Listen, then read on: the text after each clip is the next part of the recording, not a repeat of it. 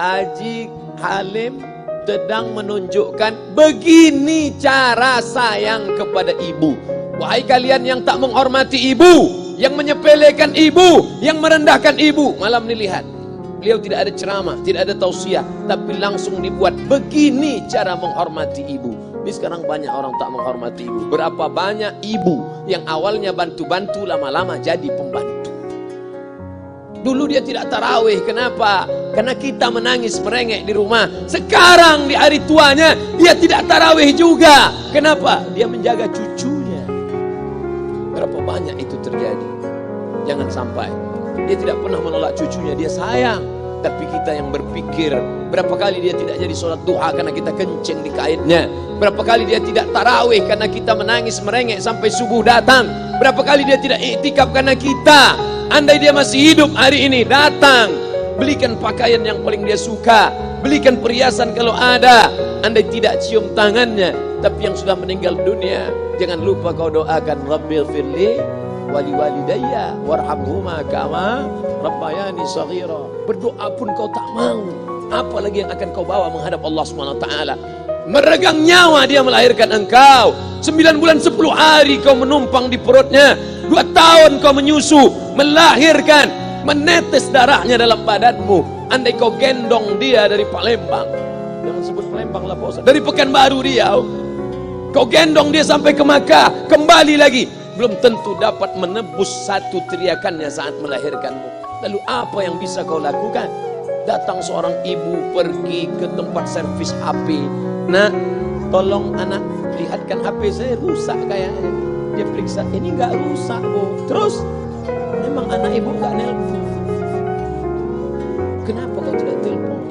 Datang dia ke rumah anaknya. Nak, ibu nggak ada uang mau buka puasa, bisa minjam 100.000?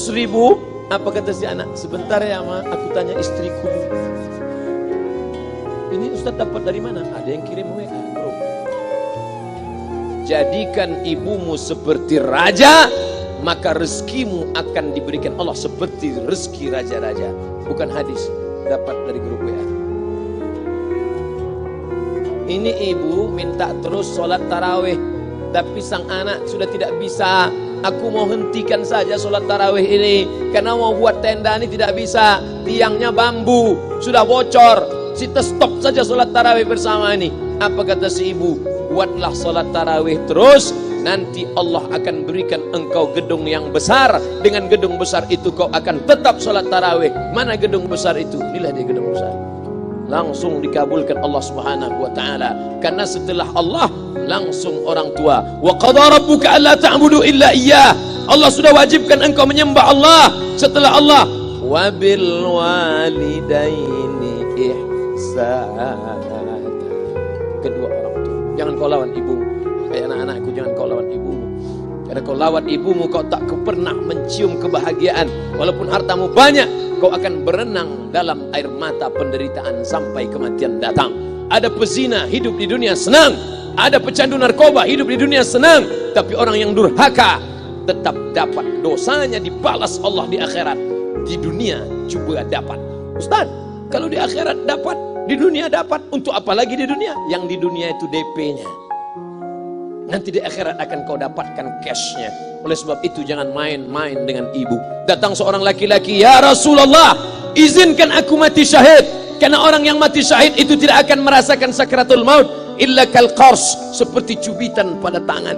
Izinkan aku mati syahid, karena kalau aku mati syahid tidak akan ada azab kubur. Izinkan aku mati syahid, karena kalau aku mati syahid tidak akan ada hisab, langsung masuk surga. Nabi bertanya, alaka min ummin, ibumu masih hidup? Ibumu ada di rumah? Ya. Ilzam rijlaiha fathammal jannah, urus tapak kakinya, akan kau dapati surga di sana. Tak perlu kau mati syahid, tapak kakinya kau urus, kau dapati surga di sana. Kalau tapak kakinya kau urus dapat surga, apalagi kau urus kepalanya, apalagi kau urus badannya. Pulang dari sini, urus ibu, mandikan dia, belikan pakaian yang baik, cari makanan kesukaannya. Kalau dia sudah meninggal, maka kau datang ke sana, langsung dapat tisu. Bapak Ibu yang dimuliakan Allah Subhanahu wa taala. Ini Ustadz suaranya menggelegar, nih marah apa enggak? Saya tak marah. Terus dikasih Haji Alim buka nasi kuning tadi, makanya suara menggelegar. masukkan Pak Kapolda daging sama ayam 3. Masya Allah, ini kari Palembang nih Pak Ustaz. Mantap, menggelegar suara kita di rumah. Bapak Ibu yang dimuliakan Allah Subhanahu wa taala, datang seorang laki-laki, kata Nabi sallallahu alaihi wasallam, nanti akan ada laki-laki yang datang kemari minta doanya, doanya kabul. Sahabat heran, kami yang hidup sama Nabi, kami yang perang sama Nabi, kami yang jihad sama Nabi, kenapa mesti minta doa dia? Dia tidak pernah ketemu Nabi. Pokoknya nanti kalau dia datang, minta doa sama dia. Setelah Nabi SAW meninggal, barulah dia datang. Orang itu bernama Uwais Al-Qarni. Kenapa doanya makbul? Dia merawat ibunya. Kalau ibumu kau rawat, doamu dikabulkan Allah Subhanahu wa taala. Apa yang kita lihat malam ini adalah buah bakti kepada seorang ibu.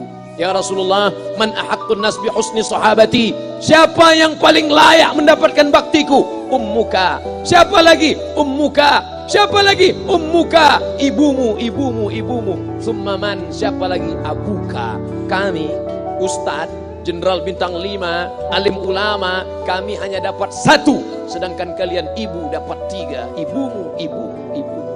Kenapa ibu dapat 3? Karena ibu bisa melakukan 3. Ibu mengandung, ibu melahirkan, ibu menyusukan. Kalau bapak mau dapat 3, coba yang 3.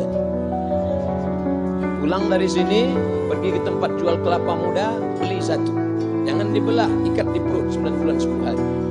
Kalau mau merasakan melahirkan, pulang dari sini, pergi ke tempat jual mangga. Telan bulat-bulat, keluarkan bulat-bulat. Emang enak jadi perempuan.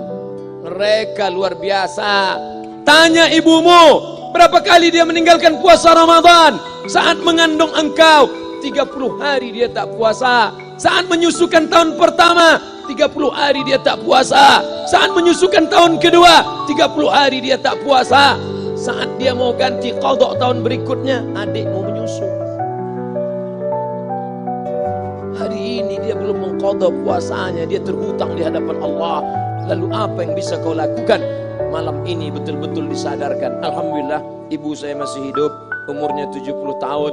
Saya akan pulang dari kajian malam ini. Nampaknya malam ini saya yang ceramah, saya yang tausiah, tapi saya mengambil pelajaran. Pulang dari sini saya akan lebih sayang pada emak saya.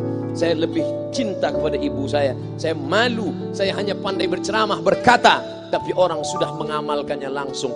Haji Alim membelikan gelang ibunya 2 kali sampai 4 kali setahun. Gelang cincin sudah dibelikan 2 bulan, hilang. Kemana? Ada orang susah tadi aku kasih.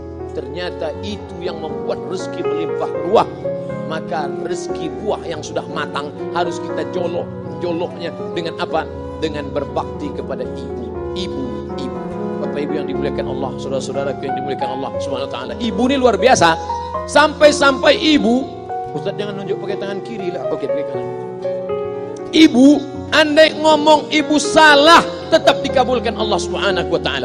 Ada seorang ibu memanggil anaknya, "Ya Juraij, wahai Juraij." Anaknya sedang beribadah. Ibadah pada Allah atau nyambut ucapan ibu? Allah lebih mulia, dia diam. "Ya Juraij." Dia tetap diam. "Ya Juraij." Dia tetap diam. Dia tidak jawab seruan ibunya. Sampai akhirnya ibunya berkata, apa kata ibunya? "Allahumma la tumitshu hatta turihi wujuhal mumisat." Jangan matikan Juraij sebelum matanya melihat wanita, maaf, tunasusila. Jangan matikan Juraij sebelum matanya melihat wanita tunasusila, WTS PSK, orang nakal, orang jahat. Tidak mungkin ahli ibadah matanya melihat orang jahat, tapi takdir berkata lain. Tak lama setelah ucapan sang ibu, ada seorang WTS PSK hamil, tidak diketahui suaminya, ditangkap, ditanya, "Siapa yang menghamilimu?" Apa kata si perempuan? "Yang menghamiliku adalah Juraij." Sampai Juraij ketika difitnah, perempuan wanita susila itu ditanya, "Siapa yang menghamilimu?" Ternyata dia berkata, "Juraij." Akhirnya mereka menangkap Juraij. "Juraij, ternyata engkau selama ini pura-pura saja menjadi pelaku ibadah. Engkau ternyata sudah menghamili perempuan ini." Mereka menghancurkan tempat ibadah Juraij. Tapi kemudian Juraij sabar. Dia katakan, "Nanti tunggu anak itu lahir, kalian baru tahu." Setelah tak lama anak itu pun lahir dan mereka bertanya, mereka bertanya kepada anak kecil yang belum bisa bicara, "Ya gulam, wahai anak kecil, man abuka? Who is your father?" Siapa bapakmu?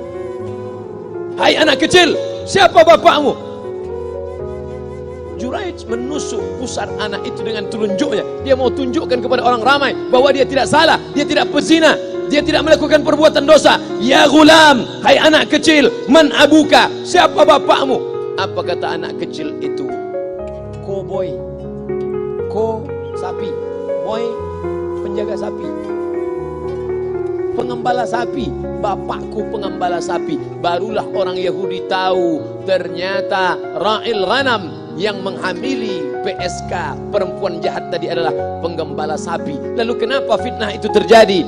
Allah mengabulkan doa si ibu sebelum Juraij mati. Matanya pernah melihat wanita tuna susila. Oleh sebab itu ibu jangan sampai kalau marah sama anak memanggil anak dengan kata-kata yang tak baik. Setan, hantu. Kalaupun marah panggil dia, calon wali kota. Kalau marah betul, calon gubernur. Sini sebentar. Doa ibu dikabulkan Allah Subhanahu wa taala. Saya setahun setiap bulan Februari ceramah di Kuala Lumpur seminggu. Kuala Lumpur, Selangor, Sarawak, Kuching, kemudian Malaka, Ipoh, Negeri Sembilan. Ketika saya tausiah datang ibu-ibu makcik Malaysia. Assalamualaikum. Waalaikumsalam. Ustaz Somad. Ya. Saya nak jumpa dengan emak Ustaz. Loh, kenapa jumpa emak saya? Jumpa saya lah. Ustaz pasti dididik oleh seorang ibu. Saya ingin jumpa ibu Ustaz. Saya sangka dia mau jumpa saya. Ternyata ibu di tengah para habaib, diambil diri seorang profesor, dibalik diri seorang gubernur, wali kota, Kapolda. Di dalam diri mereka ini adalah orang-orang luar biasa, tapi dilahirkan oleh perempuan-perempuan yang super luar biasa. Betul? Mereka ini semua dibesarkan perempuan. Makanya ada ungkapan al-jannatu tahta aqdamil ummahat, surga di bawah telapak kaki ibu. Tapi ada yang mengatakan itu dulu Pak Ustaz. Sekarang sudah berubah, surga di bawah telapak kaki babysitter.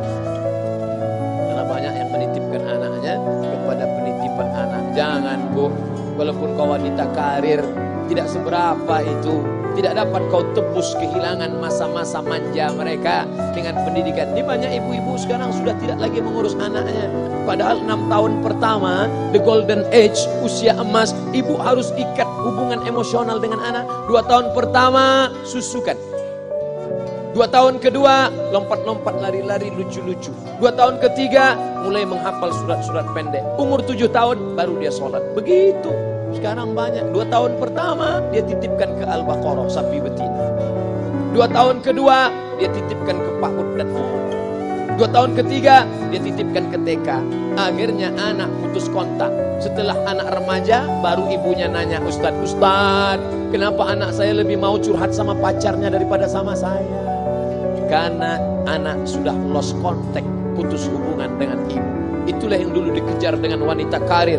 Pergi pagi pulang petang, peras keringat banting tulang, tunggang langgang lintang pukang. Tak dapat kau tebus dengan apapun.